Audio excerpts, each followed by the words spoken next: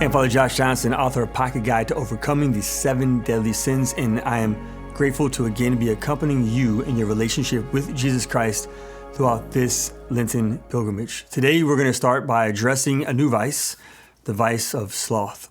Sloth can be defined as a disordered inclination to apathy or a laziness in fulfilling one's duties. Typically when we speak about sloth, we make a distinction between its physical and spiritual manifestations.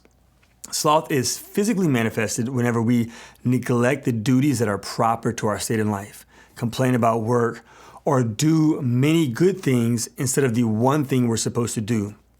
Sloth is spiritually manifested in acedia, when we neglect our commitments to our interior life, avoid our religious obligations, and resist spending time with God in prayer.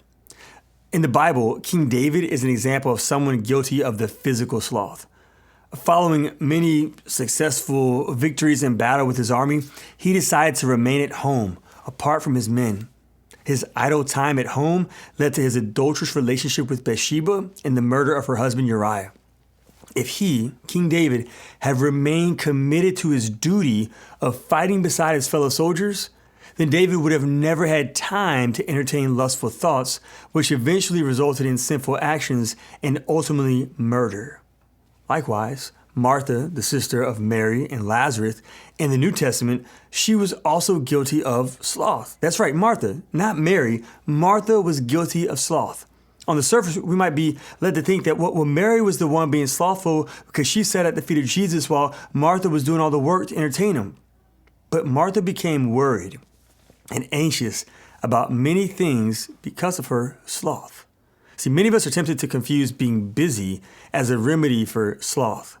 Unfortunately, sloth can be manifested whenever we busy ourselves with numerous good things that are not the one good thing that God is calling us to do, to adore Him, to listen to Him before we engage in any work. In Martha and Mary's case, Mary chose the better part because Mary began her work by first sitting at the feet of Jesus.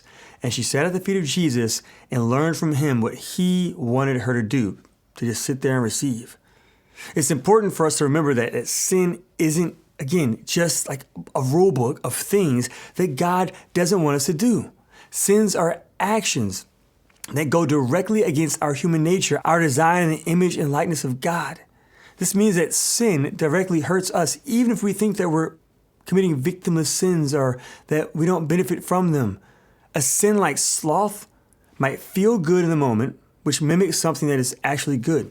Taking time to rest or doing good things to help others. However, sloth pulls us away from the duties that are proper to our state of life, to the season of life that we're in, to our primary call in our life, the call to prioritize our relationship with Jesus Christ and do His will.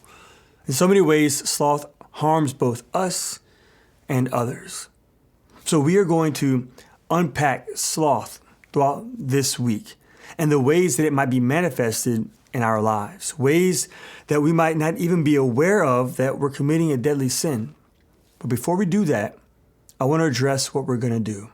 Once again, we're going to fast. Again, in the gospel, Jesus says, when you pray and when you fast, not if you pray and if you fast, but when you pray and when you fast. Fasting should be something that every disciple of Jesus Christ does throughout our walk toward eternity. It helps us to encounter intimacy with Christ. This week, as we fight against the vice of sloth, I want to invite us to fast from, get this, hitting the snooze button on our alarms in the morning. This is so hard, y'all. It's so tempting. Just roll over when the alarm goes off and stay in bed. But that's like the first battle of the day. It's like waking up and getting out of bed. And so I want to invite you to do this well by placing your phone on the other side of the room if that's possible. That way you actually have to get out of bed to turn off your alarm and begin your day. Second, I want to invite us to then fast from looking at emails or scrolling on social media first thing in the morning. How many of us have ever woke up, hit the snooze button, then hit the off button, and then we go directly to emails and we go to Instagram and Facebook and X and whatever else the social media is for us.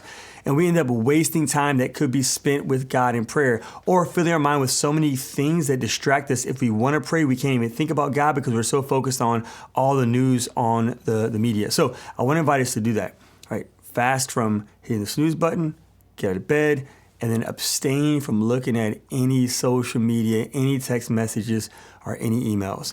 And instead of going to that first, I want to invite us to pray first, to recite a prayer that every single priest in the whole world, like the Pope, Bishop, cardinals, priests, monks, nuns, religious sisters, friars, deacons, brothers, everybody who's consecrated and ordained, we all pray this prayer every single morning. It's the first prayer that we pray. I want to invite you to do it with us. It's simple. It sounds like this. Lord, open my lips, and my mouth shall declare your praise. And then after you do that prayer, make your bed. We need a good bed being made, right? And begin your day. I look forward to walking with you throughout the rest of this week as we fight against the vice of sloth.